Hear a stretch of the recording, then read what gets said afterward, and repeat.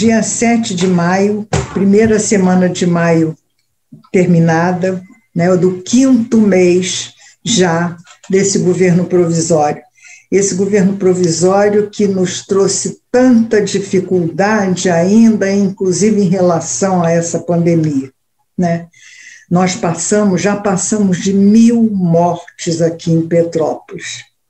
Em 4 meses de 2021, nós temos mais mortes do que 2020 inteiro. O governo provisório perdeu a mão,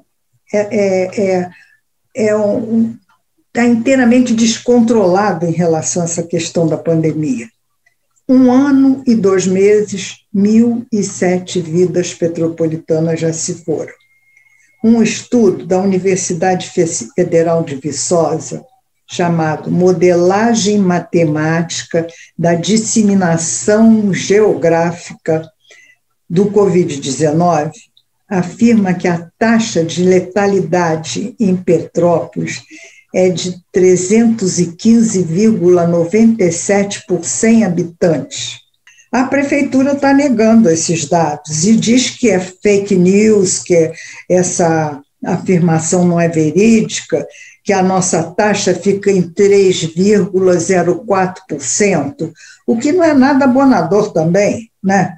São 602 mortes de janeiro a maio desse ano, somadas às 405 do ano passado inteiro, em cima dos dados que foram fornecidos pelas secretarias estaduais de saúde.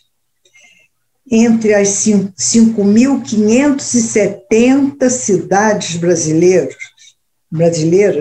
coloca Petrópolis no 57º lugar de cidade com maior número de mortos pela Covid, durante esse tempo todo, desde que começou a primeira onda. E em 7º lugar entre as cidades do estado do Rio de Janeiro. Fica, então, Petrópolis atrás do Rio, de São Gonçalo, de Niterói, de Nova Iguaçu, de Duque de Caxias e de Campo dos Goytacazes. Esses pesquisadores, levaram em consideração os dados demográficos, epidemiológicos e a mobilidade urbana das cidades. Então, contestar estes dados é uma coisa meia complicada, mas é o que a prefeitura atualmente está fazendo. Não importa, mesmo assim nós passamos de 1.000 mortes em Petrópolis. Isso é um baque para nós, somado ao baque da perda do Paulo Gustavo, que também faleceu por essa confusão do governo federal em termos de vacina, em termos de modalidades precárias de tratamento com essa cloroquina, essa confusão toda que o Ministério da Saúde fez até agora no governo federal, nos faz ficar pensando que se a gente tivesse tido uma outra conduta no governo federal a respeito dessa doença, da disseminação dessa doença, nós não teríamos perdido tantas pessoas como já perderam, nacionalmente falando, e muito menos o Paulo Gustavo, né, que poderia ter se livrado pela vacina. Então é isso aí, gente. Fora isso, as escolas municipais, que no dia 3, segunda-feira passada, tiveram autorização, através de decreto municipal, de começarem as aulas no sistema híbrido e presencial. Só que as escolas municipais e estaduais não conseguiram começar, não começaram até agora. A confusão permanece, o caso está na justiça, os sindicatos de professores, o CEP e o CEPRO, continuam contestando, que só acham que o ensino presencial deve acontecer quando os professores tiverem sido todos vacinados, os professores e os profissionais todos que trabalham na área da educação. Então, essa confusão continua. As escolas particulares, 42 foram vistoriadas e apenas 32 receberam o selo de escola segura, que é necessário e fundamental para as escolas comecem a incitar o ensino presencial, caso os pais dos alunos concordem que esse é o melhor sistema. Então, os pais podem optar pelos seus filhos, se eles irão às escolas ou se eles não irão à escola. E indo à escola, esse estudo vai ser no sistema híbrido, quer dizer, a carga horária presencial menor, alguma carga no sistema online, e tudo isso ainda fica sendo em suspenso, esperando uma decisão maior da Justiça, da Prefeitura e um melhor entendimento entre o poder público e as escolas, tanto estaduais como municipais e como as escolas particulares. Algumas estão funcionando, outras não. Nós estamos ainda com a matriz de uso de risco estadual na bandeira laranja, que nos coloca num risco médio aí em relação à pandemia que está ainda instalada aqui em Petrópolis e que está nos trazendo tantas tragédias, tanta tristeza e tantas mortes. Mas vamos falar das nossas entrevistas. Nós temos entrevistas hoje simpáticas e que acho que vocês vão gostar muito. Vamos passar, então, à primeira entrevista de hoje. Vamos começar a conversar agora com Luiz Áquila, que é um pintor aqui de Petrópolis, que inclusive já esteve aqui no programa, e a Gisela Simas, que é aqui de Petrópolis e que fundou com um grupo de amigos essa associação SOS, que ela vai nos explicar o porquê dessa fundação, o porquê dessa associação e o que eles pretendem com isso. Ana Maria, um prazer estar aqui com você. Assim, nós somos famílias que nos conhecemos há muito tempo de Petrópolis. Petrópolis tem uma vocação turística, uma vocação histórica que poucas cidades têm. Acabei passando a pandemia, por sorte, toda na minha casa em Petrópolis, então, e sempre sofrendo muito com a situação que a pandemia trouxe, né, para várias pessoas muito próximas e aquilo eu acho que adoeceu muita gente. Então eu cheguei num ponto que ou eu adoecia ou eu fazia alguma coisa. Então, no dia 6 de abril, vai fazer um mês, daqui a 2 dias, muito jovem a associação, eu estava no meu estúdio em Petrópolis, que eu sou designer de mobiliário, e estava assim, aflita, me achando doente, achando que eu estava tudo perdido, achando que apesar de eu ter tudo, eu estava me sentindo mal, e aí, então resolvi, eu falei, eu preciso fazer alguma coisa, e aí comecei a assistir um talk da Luísa Trajano, com o Mandetta, o nosso ex-ministro da Saúde. E aí achei muito interessante o que a Luísa prega, e ela é apolítica como eu, ela é uma pessoa muito fazedora, executiva, que realmente está preocupada com a sociedade brasileira, e eu acho ela incrível, assim. E ela falou, poxa, se cada um fizesse no seu microcosmos, criasse um movimento do bem, o que a gente não pode fazer pelo Brasil, já que às vezes não é nem culpa do governo, às vezes, assim, realmente a gente tem uma história tão jovem e é tão grande que não dá para administrar, entendeu? Por melhor que seja o governo, enfim, eu sou apolítica, tá? Não estou defendendo ninguém, eu só acho que a sociedade civil realmente tem uma oportunidade agora de se mobilizar, né? Então foi isso que eu fiz. Eu pensei, a princípio, qual seria o primeiro passo, assim, porque quando alguém doa dinheiro para você, a coisa mais importante é que aquele dinheiro vá parar no lugar que é a sua proposta, achar pessoas que realmente precisam, né? Então eu falei, bom, como a gente vai conseguir isso? Então eu conheci a Rafaela, já que é filha da minha massagista de muito tempo, e a Rafaela, ela trabalha na prefeitura, ela é assistente social da prefeitura. E liguei para ela e falei, Rafaela, quem são as famílias que você ajuda? Em que bairros de Petrópolis você ajuda? E quem são as pessoas que estão realmente assim, precisando? Então, um dia depois, a gente já tinha conseguido, sei lá, R$3.000, e a gente fez a primeira entrega de cesta básica nessas 26 famílias que a Rafaela apresentou. Então, aí, quando você ajuda, o retorno de energia, o retorno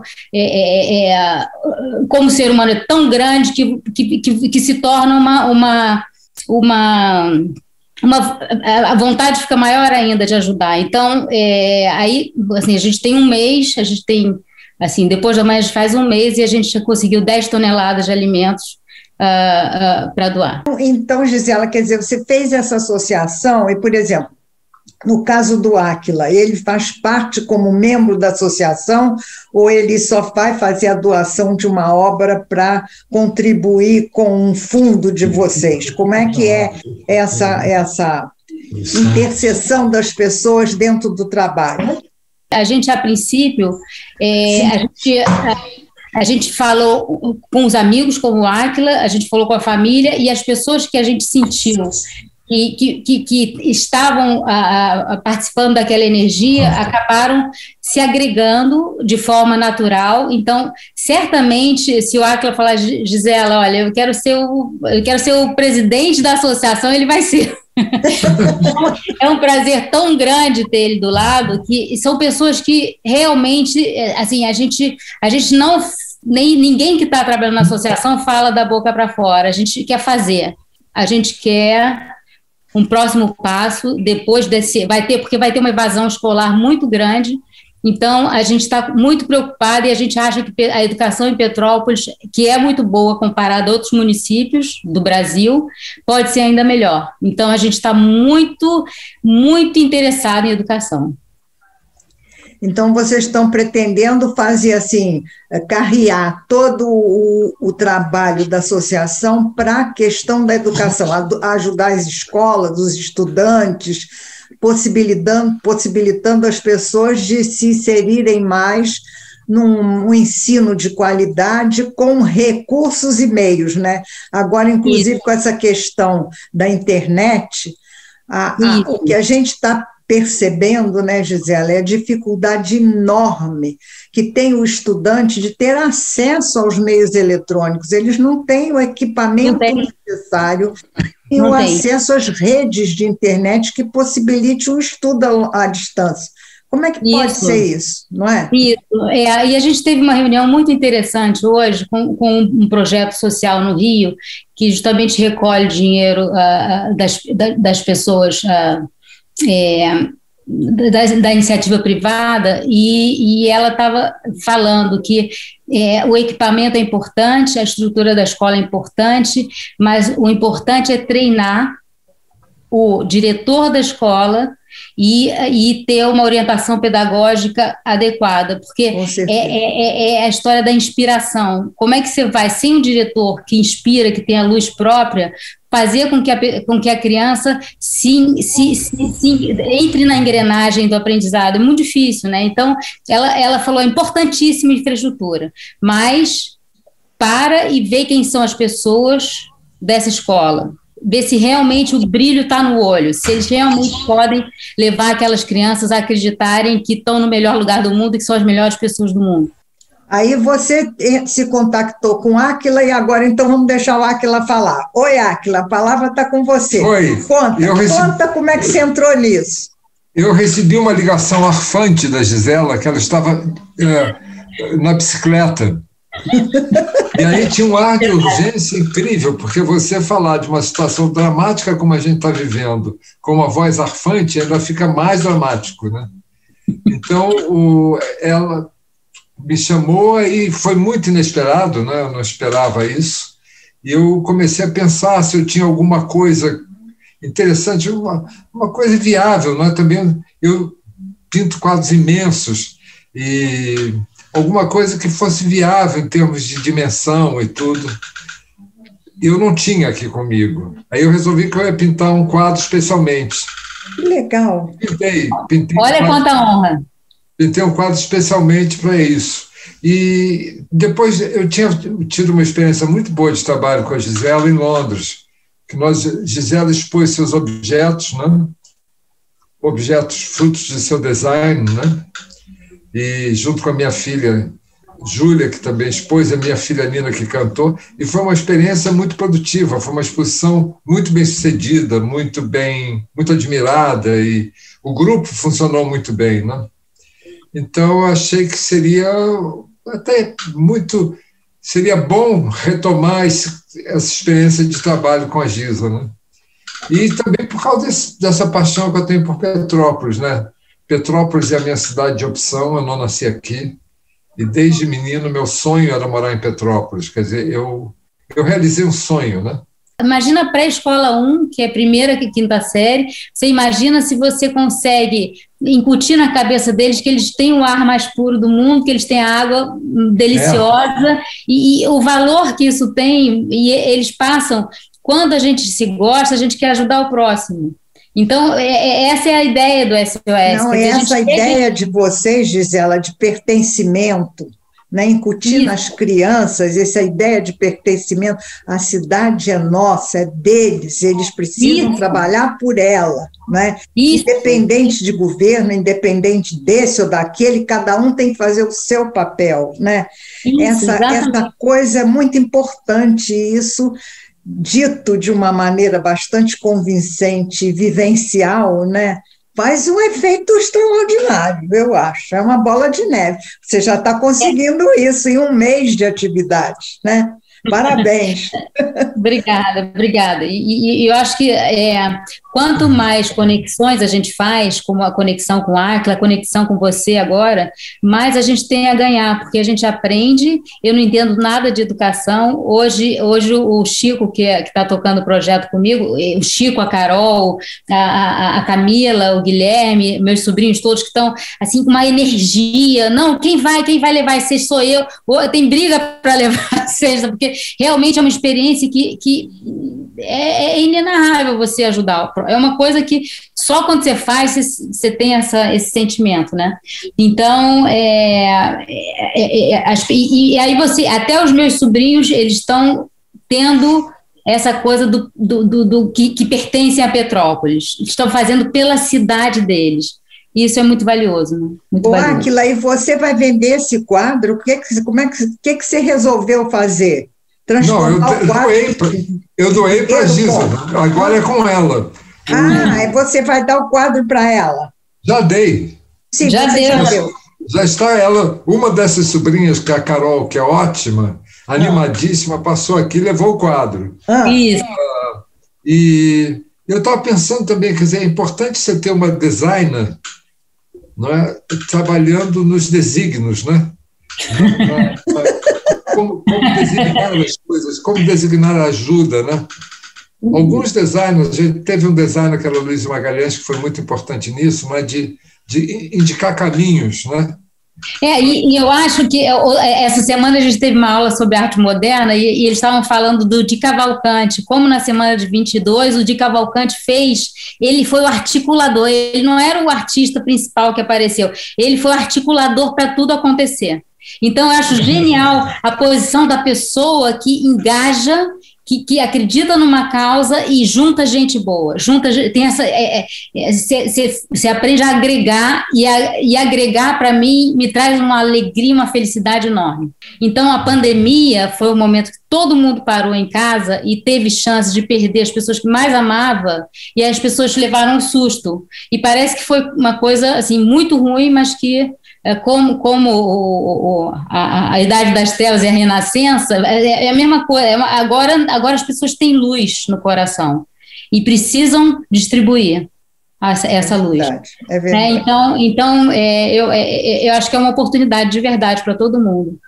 Espero que, além desse vírus que se dissemina e que tem uma repercussão rapidíssima, a gente consiga repercutir esse sentimento, né? Se a gente conseguir fazer esse contraponto, eu acho que ainda valeu a pena, né? O vírus, por um lado, mas o sentimento de solidariedade, de fraternidade pelo outro, né? Eu acho que a gente consegue tirar o mundo dessa situação numa visão muito mais fraterna, né? Vamos dizer assim, igualitária. A gente precisa sentir que não é possível viver nesse mundo de diferenças tão grandes e graçantes como a gente vive, não é?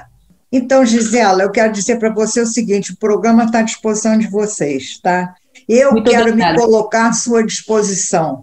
O que eu puder fazer para te ajudar a entabolar isso e me engajar nesse trabalho, tá? Nesse SOS. Eu acho que o que a gente está precisando é SOS nesse momento. É isso mesmo.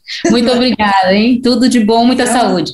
Eu estou muito satisfeita de ver que o Átila descobriu aí um veículo, né, dentro do que ele sabe como ninguém fazer, né, de se engajar nisso aí. Átila, muito obrigada, em nome dos petropolitanos todos, né? Você abraçou como seus, né? Então, muito obrigada. Que eu também não nasci aqui, mas também... Com a recomendação da Gisela, né? Que é uma pessoa que a gente deve seguir o que ela recomenda também. Que bom, Gisela, tá vendo?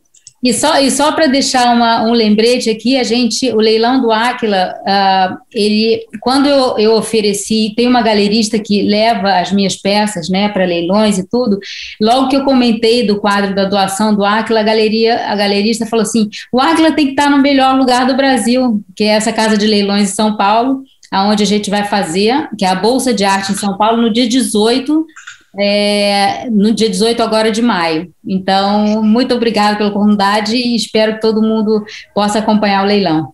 Ô, Gisela, me diga uma coisa, se alguém quiser contribuir com a associação, como é que faz? Aproveita e diga mais ou menos como é que a pessoa pode, de certa forma, ou se associar ou dar uma contribuição, como é que é o sistema? Praticamente a gente recebe todas as doações financeiras, mas as cestas básicas e as roupas de inverno e cobertores que a gente também tem recolhido, que venham limpos, lógico, são super bem recebidos. A gente tem um ponto de coleta de roupas e cobertores em Itaipava, na loja Vick Brechó, é uma loja de criança em Itaipava, ao lado do Alemão. E lá tem uma cesta nossa, onde você pode levar seus cobertores e suas roupas usadas, e a gente tem um Pix para doação financeira, para doação em dinheiro. Uma coisa que eu não contei, que eu tenho que contar, é a parceria que a gente fez com o Hotel Solar do Império e com a pousada Tancamana. Existe uma coisa atualmente chamada turismo regenerativo, onde as pessoas que visitam determinado lugar deixam uma doação financeira em prol daquele lugar, seja para cuidar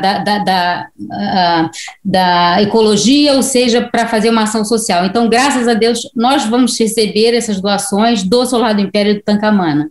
E é uma coisa muito representativa, e eles também estão doando todas as cobertores usados e lençóis para a gente doar. Átila, você quer falar mais alguma coisa, que o nosso tempo está acabando? Não, obrigado, acho que está bem completo e fiquei muito contente de estar aqui com vocês duas. Muito bom, muito bom. E nós estamos muito contentes de estar com você, não é, Gisela? Uma honra, sempre. Eu posso falar por mim, mas eu tenho certeza que a Gisela está de acordo. Com certeza, com certeza. Gisela, parabéns, mais, Gisela. Muito obrigada. Também a você, ao Átila, tá? E eu quero me engajar nesse trabalho com você, tá? Parabéns mesmo, que bom muito ter uma obrigada. Pessoa que está se dando dessa maneira tão despojada, tão aberta, tão franca, sabe? É tão bom isso. Maravilha. Muito obrigada. Parabéns. Muito obrigada. Parabéns, Átila. Pinte outro quadro. E vamos distribuir luz e amor agora. É tudo que eu peço para todo mundo. Então, conforme nós tínhamos prometido, há 2 programas atrás, nós traríamos os vencedores do concurso de música petropolitana, né, de 2021. Quem ganhou o concurso foi quem realmente não conseguiu nos fazer nenhuma amostragem pequena naquele programa, porque o vídeo não conseguiu ser transmitido. Então, ficou uma lacuna em relação a Lala Valone, que foi a primeira premiada, ganhou o primeiro lugar. Então, muito merecidamente e justificavelmente, eu quero fazer aqui um resgate, conversando com a Lala, o que nós não pudemos fazer direito naquele programa, e passar o vídeo com a música dela, que foi a música vencedora Voa Voa, não é isso, Lala? Isso. Então, é um prazer muito grande ter você aqui para a gente conversar um pouquinho sobre essa trajetória tua em relação ao festival. Como é que você resolveu se inscrever? Por quê? Ai, muito obrigada por me chamar. E, enfim, né? Eu me inscrevi porque eu tenho todo o meu sonho de ser cantora, né? De viver com a música, de viver da música financeiramente, só que... Né? Exatamente, só que eu fico muito parada, porque eu tenho muito medo de botar para fora o que eu gosto, o que eu quero, o que eu escrevo, né? E aí me falaram desse festival, e aí eu fiquei, não posso perder essa oportunidade, e assim, foi muito difícil, porque como eu sou muito insegura, né? No começo eu fiquei com muito medo, mas eu pensei, o pior que pode acontecer é nada, na verdade, né? Porque se eu participar já é bom, já é uma superação já, que eu vou participar de alguma coisa. Enfim, então foi muito isso, assim, eu pensei, é um desafio para mim eu participar disso, né? Ter coragem para participar, então vou botar a cara e vou. E foi basicamente isso. Então, foi uma experiência que você fez de superação com você mesmo e que deu muito certo. Você acabou tendo o primeiro lugar. Você foi votada como um Big Brother nosso aqui, né? Uma votação doida que você ganhou aí, né? Então, como é que você se sente agora tendo conseguido esse resultado tão positivo e tão estimulante? Então, minha ficha ainda não caiu, sabe? Assim, no dia que eu ganhei, eu fiquei meio... Eu ganhei? Não acredito que eu ganhei, porque eu não estava esperando ganhar realmente esse festival, eu estava só pensando, não vou participar, se eu ficar entre as 10 finalistas, ótimo, enfim, mas chegou quando eu fui para as 10 finalistas, eu já fiquei com aquela vontade mesmo de ganhar, sabe, então eu tentei ir firme, assim, mandei para todo mundo que ia ter live, tentei trabalhar duro na semana, assim, perto da live, né, e, enfim, deu resultado. Só que, assim, eu tive um apoio enorme que eu não imaginava que eu ia ter esse apoio, sabe? Então, foi família de amigo que me ajudou, que divulgou, que falou para outras pessoas, foi professores meus que falou para a turma. Então, assim, isso tudo eu não imaginava, o quanto que eu tinha de apoio. Então, foi algo muito... Alguma coisa me falando, ei, você não tá sozinha, sabe? Tem muita gente te apoiando, querendo te ouvir. E foi lindo, assim, eu descobri pessoas que eu nem imaginava que estavam me acompanhando nisso tudo, né, porque eu vou postando nos stories do Instagram, tudo que está acontecendo, e muita gente veio e me dando apoio, e votando em mim, etc. Então você se sentiu muito acompanhada, né, muito, vamos dizer assim, prestigiada por todas essas pessoas que são seus amigos, que são seus conhecidos, mas que votaram porque ouviram a música e gostaram da tua composição, não é isso? Exatamente.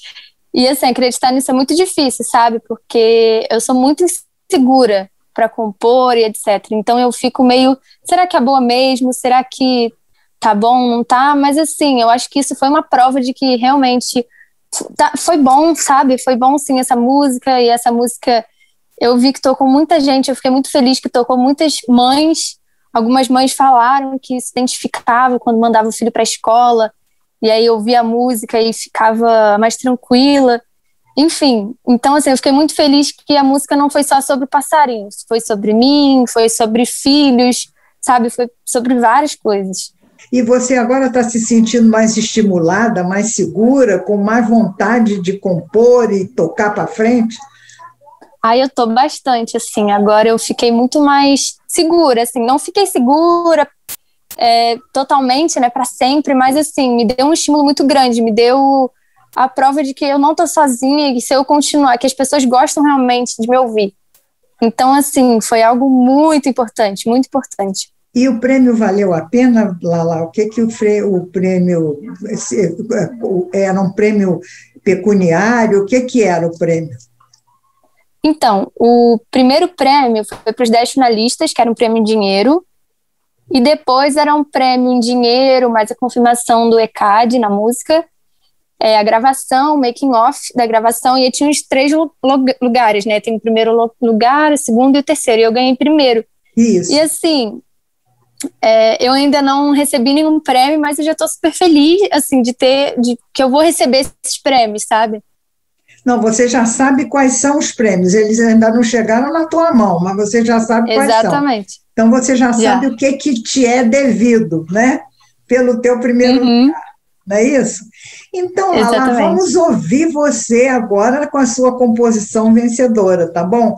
Eu desejo para você todo sucesso, que você tenha mais confiança em você, no teu valor e no teu talento, que já está provado aí, né? E toque para frente, porque Petrópolis tem tantos atores, atrizes, artistas com valor enorme que se projetam para fora da cidade. Com certeza você vai ser uma dessas, não é? É isso obrigada. Que eu te desejo, tá bom? Vamos passar então para ouvir tua música e desejando a você o maior sucesso. Obrigada por essa tua entrevista aqui conosco, tá bom? Nada, obrigada a você. Tá, um abraço grande, sucesso. Para você também.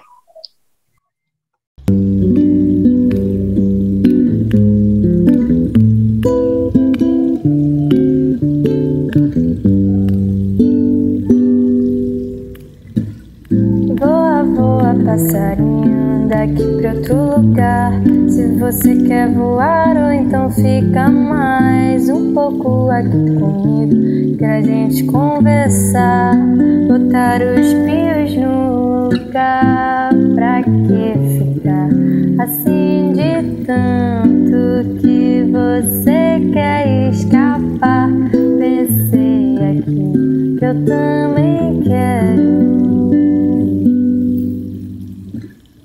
Voa, passarinho daqui pra outro lugar. Se você quer voar, eu quero cantar. Fica um pouco aqui comigo, que eu vou te alimentar mais. Não se acostuma que é melhor você voar e se encontrar. Vencer o medo de partir, partindo corações e nada além do céu, do mar e as estrelas pra guiar o coração. Vamos falar agora com o doutor Antônio de Paulo, que é um advogado, especialista em direito previdenciário e empresarial, e que está agora dentro desse novo normal que a gente está vivendo, deixando a sua carreira de editor e se dedicando inteiramente ao direito previdenciário. Por que ele fez esse caminhar para esse lado? Porque ele sentiu a necessidade de amparar, de certa forma, o trabalhador brasileiro através dessas mudanças que o direito está tendo em relação ao que é justo e ao que não é justo, ao que é justiça e que é injustiça. Então, o doutor Antônio vai nos contar um pouquinho do que ele tem sentido em relação a essa reforma trabalhista, essa reforma previdenciária e essa reforma natural, fruto desse novo normal que a gente vive em relação à pandemia e que criou tanta confusão e tanta incerteza nos direitos que as pessoas perderam ou podem perder ou naqueles que elas podem reivindicar. Então, doutor Antônio, a palavra com o senhor. Eu queria que o senhor nos desse uma explicação sucinta, porque a gente não tem muito tempo, uns 15 minutos, mas daquilo que o senhor está vendo hoje como modificação injusta ou justa para o trabalhador brasileiro. Olá, boa noite, tá? Muito obrigado pelo convite. É um prazer estar aqui contigo. Na verdade, nós estamos passando por um momento em que, inclusive para nós mesmos, né, tudo é novo para nós e para toda a sociedade, tudo é muito novo. Eu diria que começou até um pouco antes para a gente, né, com a reforma trabalhista, isso. Depois veio a reforma previdenciária, e agora esse momento tenebroso, né, que a pandemia trouxe para a gente, que nós estamos chamando desse novo normal, né? Então é tudo muito diferente, tudo muito mais complicado um pouco, né? E está exigindo de todos, né, um jogo de cintura muito maior, tanto nas empresas quanto na sociedade, né? E eu acho que vai surgir mais para frente também um novo normal. Outro novo normal. Outro novo normal, novas relações, novos tipos de convivência, em todos os sentidos, inclusive com as empresas. Quando a gente trabalha nesse segmento, né, sempre o elo estoura para o lado mais fraco, e o lado mais fraco é a população em todos os sentidos. Com todas essas medidas que foram aprovadas, de colocar o trabalhador em casa, recebendo até algum benefício do governo, mas com o descomprometimento da empresa, isso é uma coisa totalmente nova, né? O home office de uma hora para outra, deu uma levantada, né? Nós, por exemplo, como advogados, a gente estava pedalando nessa área da informática, por exemplo, e de uma hora para outra tá tudo online, né? As nossas audiências hoje estão todas online, sem falar da reforma trabalhista, que a gente já está há algum tempo dela, mas que ainda não foi toda implementada, mas altamente prejudicial à sociedade, né? Um conceito de tempo de vida totalmente deslocado, parece que pegaram conceitos não é que sejamos tão terceiro mundo assim, mas pegaram conceitos de absoluto primeiro mundo para implementar numa sociedade ainda em vias de formação, de estruturação, né? Isso maltratou muito, e que está maltratando, né, a sociedade. A aposentadoria hoje está muito complicada. O próprio INPS também ainda não sabe para onde as coisas vão, então também fica marcando passo. Então, nesse momento, eu acho que toda a sociedade está literalmente marcando passo. O que o senhor poderia nos dizer, assim, vamos dizer, estimulador, no sentido da possibilidade de uma reivindicação de direitos?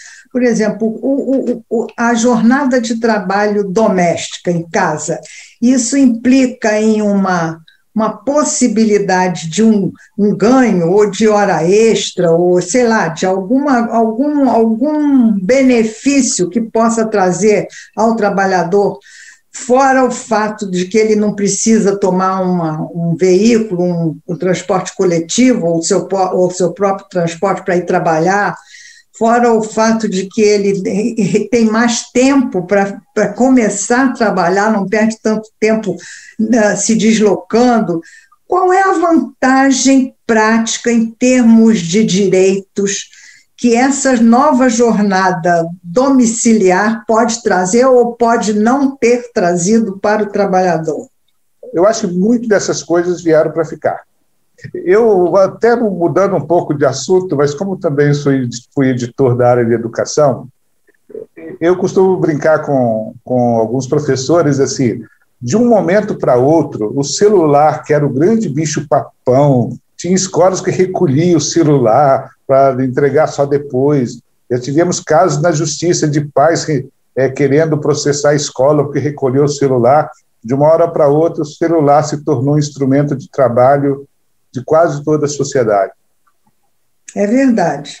Né? Mas com muitos óbices, né, doutor Antônio? Porque, por exemplo, as redes não são boas, os aparelhos não são acessíveis a todos, quer dizer, a internet é de uma má qualidade, a veiculação da internet cai toda hora. Como é que é isso? Eu lancei um livro uma vez de um professor, Hamilton Werneck, que ele dizia assim, ele sempre tinha alguns títulos meio bombásticos, assim, se você finge que ensina, eu finjo que aprendo. Eu acho que isso é um pouco o retrato da nossa sociedade. A nossa sociedade, ela ainda não é uma sociedade madura, e eu acho que esses tempos agora, esses novos tempos, estão mostrando exatamente isso. Nós não temos infraestrutura, né? Ao mesmo tempo que a gente sai de uma reunião, igual eu vi há pouco, uma internet de 5Gs, e o secretário dizendo que até julho de ano que vem todas as capitais têm, né? Nós aqui em Petrópolis, tem lugares que nós não temos nem sinal de internet. É verdade, né? Então, falar de 5G é um negócio assim, tão fantasioso, né? Eu me lembro quando eu vim para Petrópolis, por exemplo, e a gente veio por causa do Centro de Tecnologia ali no Quitandinha, a internet que chegava para nós era insuficiente para os serviços que nós estávamos querendo prestar. E ainda hoje não tem internet na cidade. E olha que nós somos uma cidade bem desenvolvida. A legislação é boa? É. Tá. Mas só que a gente não tem a infraestrutura, a gente não está preparado para nada. Então, num certo sentido, a sensação que a gente tem, que eu tenho, é que a gente brincou. O político brincou, né? Os empresários brincam. Olha, eu fiquei assim, o que é essa, por exemplo, assim, algumas coisas, essa pandemia me deixou bastante assustado. Primeiro, o número de pessoas que passam necessidade. Né? Olha, nós estamos falando, por exemplo, assim, de 70 milhões, mas esses 70 milhões pode ser muito mais. Outra coisa que me deixou assim assustado também nessa pandemia, o número de pessoas que não têm nenhuma certidão de nascimento. Nós não somos sérios, nós não somos um país sério. Como reivindicar um auxílio previdenciário ou um auxílio emergencial do governo se não tem documento? Então assim, eu chamo esse pessoal são os invisíveis, que nem cidadãos são, eles não exercem nenhum direito de cidadania. Chega a ser vergonhoso estar falando dessas coisas. Outra coisa que também me deixou impressionado é que, assim, até para uma agulha, a gente depende do estrangeiro, para uma seringa. Eu nem estou falando dos insumos disso e daquilo, entende? Então, de novo, é um país ainda que finge que governa, que finge que faz, e nós fingimos que estamos satisfeitos. Algumas vezes, eu, quando advogo, somente no benefício do LOAS, e vejo o contentamento da pessoa que recebe o benefício, mas, gente, é um salário. Sinceramente, não dá para viver com um salário, não. Na minha faculdade de economia, eu defendi a tese de que era a economia informal que sustentava o país. Hoje eu tenho mais convicção disso, porque talvez o país só não está numa condição melhor, porque, em função da pandemia, tiveram que parar até com a informalidade. Mas se nós observarmos o número de empregados com carteira registrada e número até mesmo de funcionários públicos, não chega a quanto? 40 milhões, talvez? Isso que me assustou, essa pandemia me mostrou que, assim, que nós trabalhamos e somos uma elite. Então, eu espero que, quando começar um novo normal, que a gente aprenda a se relacionar melhor. Mas o que ocorre hoje é que, assim, o momento é tão ruim, tão desfavorável, que qualquer emprego hoje serve, né? Qualquer meio de você levar algum dinheiro para casa serve, né? Então, essas discussões assim, de trabalhistas, fica tudo meio supérfluo. como advogado, eu vejo lá no escritório, por exemplo, empresas que deixaram de pagar e não tem como pegar dinheiro deles. Eu vejo o escritório executando, indo com o oficial de justiça, tentando penhorar alguma coisa, não consegue, volta de mãos vazias. E o funcionário? Tirando fora a burocracia, mas que eu diria assim, quem tiver paciência de cumprir a burocracia do LOAS e ele se enquadrando no perfil do LOAS, ele vai receber o LOAS. Com toda, assim, eu acho uma das coisas boas que nós tivemos, né, nessa pandemia, que é o SUS, né, essa estrutura que foi tão maltratada, mas que aguentou firme todo esse rojão, mas ela podia cooperar um pouquinho nesse aspecto nos atestados. Não custa fazer um atestado, por exemplo, legível. Em primeiro lugar, um atestado pelo computador. Toda a clínica deles tem um computador. Colocar o nome da doença, o CID da doença. Ajuda muito. E não ter medo de se posicionar. Esse é o outro problema. Não ter medo de se posicionar. Se a pessoa precisa ficar 3 meses em casa, colocar 3 meses, ou 90 dias, vai dar no mesmo. Mas coloque. O SUS não está colocando, não sei que tipo de orientação que eles têm, que eles acham que o NPS é que tem que dizer. Mas o NPS hoje, como não está fazendo todas as perícias, se não tiver essa informação, o atestado não vai valer de nada. Mas então, no que está havendo é uma falta de comunicação entre os órgãos, é uma falta de diálogo entre eles para padronizar um tipo de trabalho? Poderia, assim, se eles fizessem isso, olha, eu acho que assim, diminuiria essa fila em 30%, 40%. Entende? É um negócio puramente burocrático. Eu não sei se muitas vezes eu diria assim, burocrático ou jogo de poder, entendeu? Quem que quer dar a palavra final. Mas não acreditaria nisso, não, porque eu acho igual, por exemplo, assim, ele estava falando, o CRAS, por exemplo, é um pessoal muito atencioso.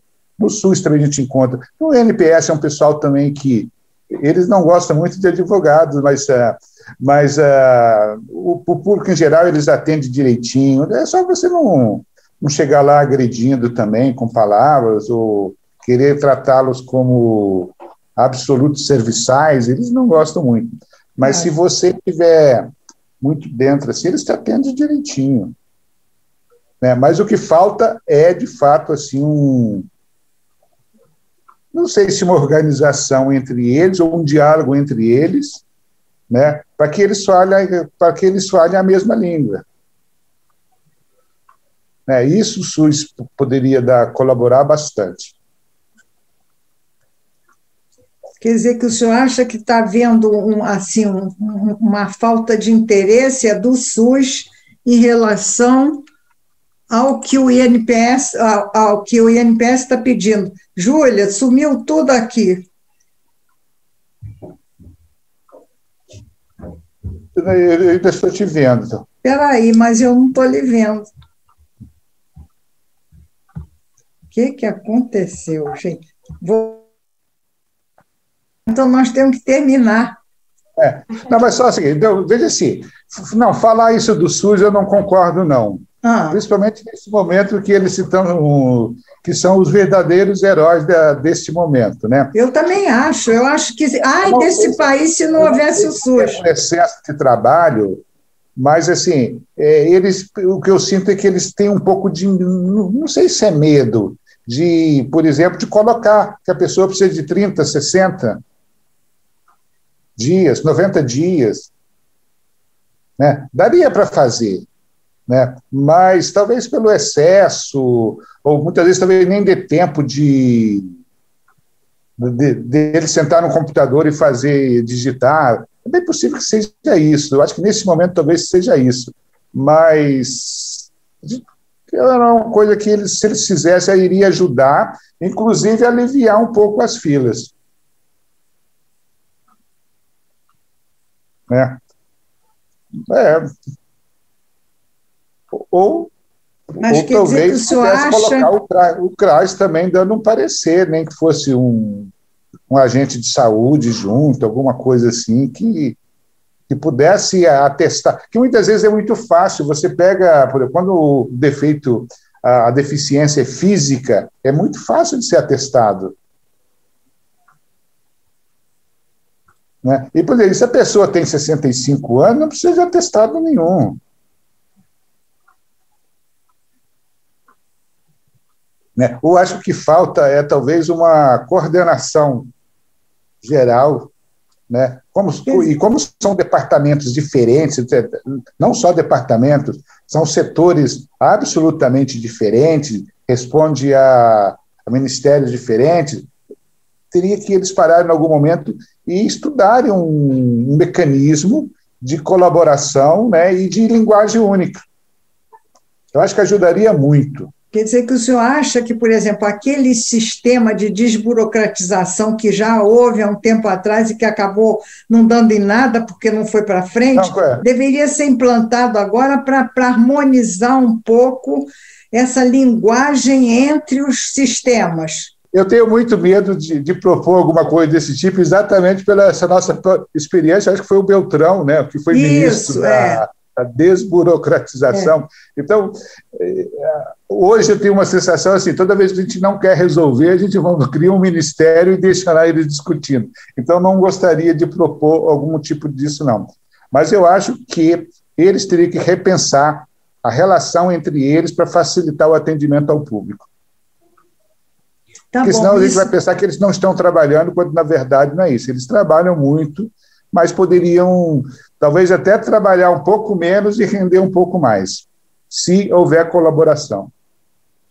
Então, quer dizer, o que o senhor está achando que, em relação aos sistemas do SUS e do INSS, o que está faltando é uma linguagem mais uníssona entre eles? Olha, sabe, numa linguagem, por exemplo assim, empresarialmente falando, eu diria o seguinte: não existe um sistema de contabilidade que é aproveitado na avaliação de mercado. Assim, quando vamos avaliar a situação da empresa, não traga a contabilidade não serve para isso. O que eu estou propondo era um pouco isso, que a contabilidade pudesse ser as informações básicas para se tornar uma decisão da empresa. E que se falasse a mesma linguagem. Então, transportando para o SUS e para os médicos em geral, que atendem, né, mas o SUS é que atende a maioria, né, que eles pudessem se entender, sentar com o INPS e se entender o que vocês querem, por que não está aceitando os nossos pareceres. Né? E eu não sei se é uma determinação do SUS de não dar prazos maiores para... Mas eu acho que isso é uma decisão que tem que vir de cima, né? Tinha que ser uma coisa ministerial, né? Era uma atitude de governo, né? Tem que ser alguma coisa assim. Eles têm que entender, muitas vezes, que do dia a dia.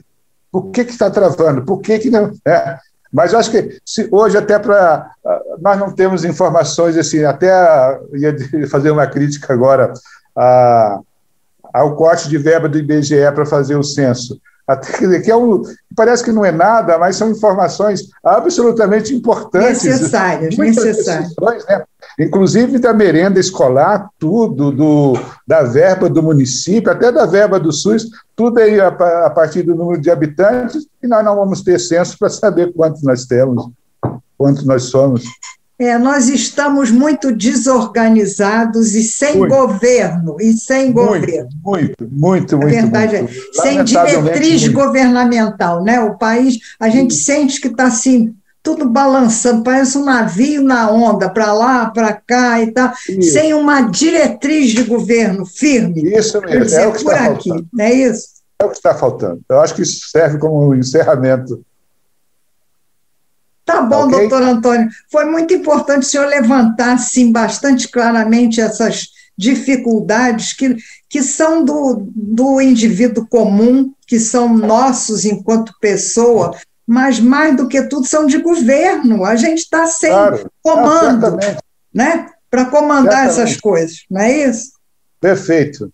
Tá bom, doutor Antônio. Muito obrigada, então, pela sua participação aí, a sua contribuição tão lúcida nesse momento. Muito obrigado. Tá, obrigado, foi um prazer. Todo meu. Vamos terminar o programa com uma mensagem alvissareira, para cima, né? Depois de tanta coisa aí que denota incerteza e insegurança do sistema e das pessoas. Então, vamos falar de uma notícia boa. Hoje, o edital que fecha a licitação para a restauração do painel da Djanira, um valor de R$ 717.849.099, essa licitação hoje deve ser fechada, terminada, para que essa obra conclua em 8 meses, é o prazo do edital, né? É um painel maravilhoso que conta toda a história de Petrópolis e que tem que voltar para o lugar para o qual ele foi feito, que foi o Liceu Municipal, feito pela Djanira, que foi uma grande pintora nacional, quando ela morou aqui em Petrópolis. Ela fez e doou para o Liceu, e até hoje ele não está no lugar que deve. Então, vamos ver se hoje essa polêmica e essa ciranda termina e a gente pode, daqui a 8 meses, ter o nosso painel da Djanira no lugar. Tchau, gente.